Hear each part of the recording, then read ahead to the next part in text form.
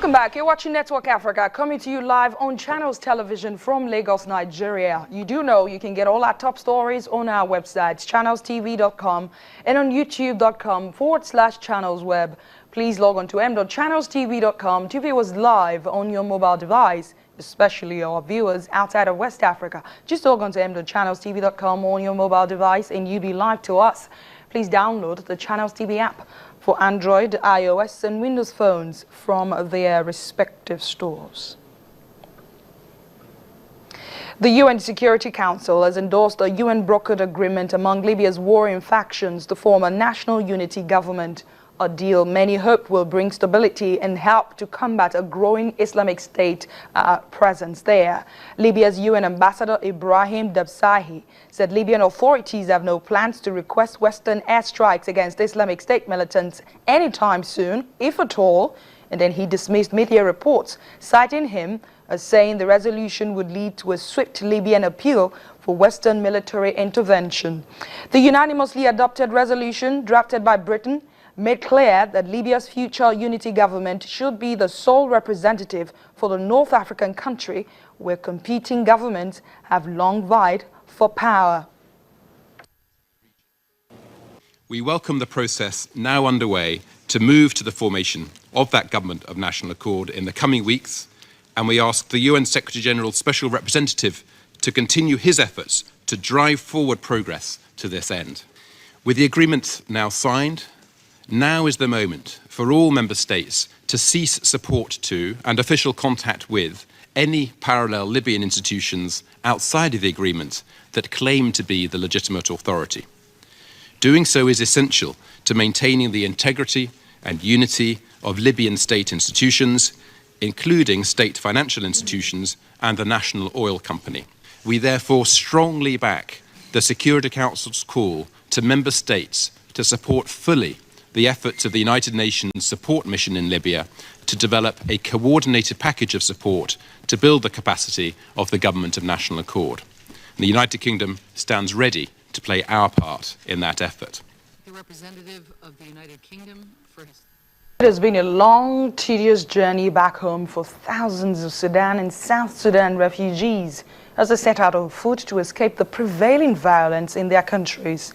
But the UN Refugee Agency, UNHCR, is helping to transport many of them to Adjong Tok refugee camp in South Sudan, further away from the border.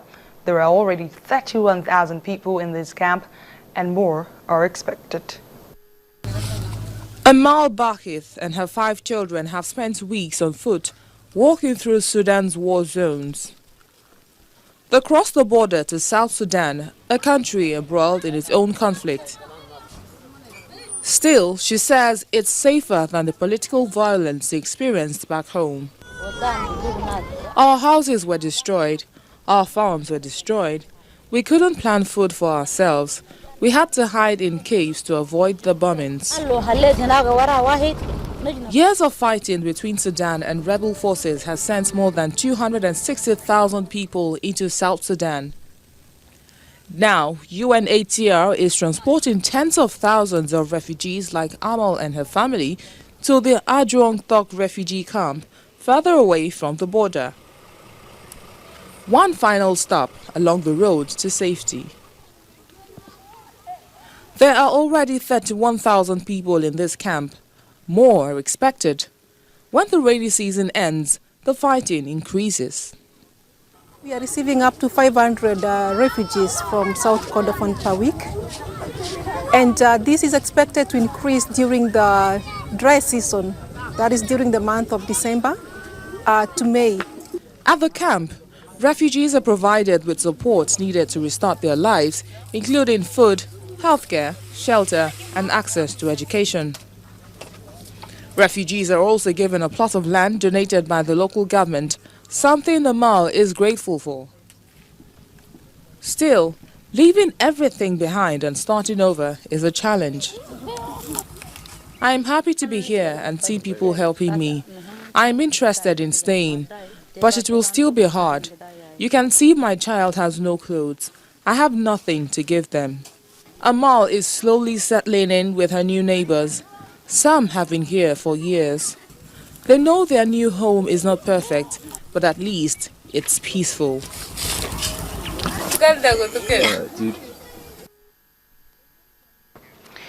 The crisis in Burundi could be fueled by anarchy if plans by former senior Burundi military officer who quit the army this year is anything to go by.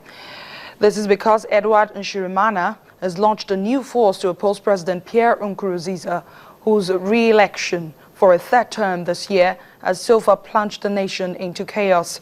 The formation of FORBO, an acronym based on its French name for Force Républicaine du Burundi, which was announced in a statement, was the latest challenge to Nkurunziza's rule by a military officer following a coup attempt by a group of generals in May. It will further stoke worries that violence in Burundi could turn into full-blown conflict and raise alarm about unity in the army, which was rebuilt after Burundi's civil war ended in 2005. The army now includes a mix of one-time rebel fighters and professional troops that experts say could fragment the country. Now, unrest in Burundi has already rattled a region where memories of Rwanda's genocide in 1994 are still raw, prompting the African Union to propose sending in peacekeepers, a move the government rejects. Islamist militant group Al-Shabaab publicly executed a Somali military officer and the leader of a small town in the southern Somali region of Lower Shabelle. About 200 locals gathered on Wednesday in Beri town, about 50 kilometers south of the capital Mogadishu, to watch the barbaric slaughtering of this men by Al-Shabaab. Al-Shabaab took over Bari about 2 months ago. It identified the men as the head of Mareri, a small town that the militants seized this month, and a military officer whom the group said it captured at sea. Police confirmed the killings. Security and administrative sources say Boko Haram militants launched 4 attacks over 24 hours on a village in Niger, Chad and Cameroon, killing at least 7 people. In the most deadly of 3 attacks since Tuesday, militants killed 2 soldiers and 3 civilians in Niger's southern border town of Abadam overnight. About 150 kilometers east in Chad, 3 militants were killed when they detonated suicide bombs after being found out by a group of local people as they sought to embark from an island to a lakeside market in Bol. A female suicide bomber also blew herself up on Wednesday in the town of Ngechwe in Cameroon's far north region, killing a small girl accompanying a local resident. Well, in northern Cameroon, several suspected Boko Haram fighters attacked 3 food trucks near the Chadian border on Wednesday. And these attacks appear to have continued since the last few days.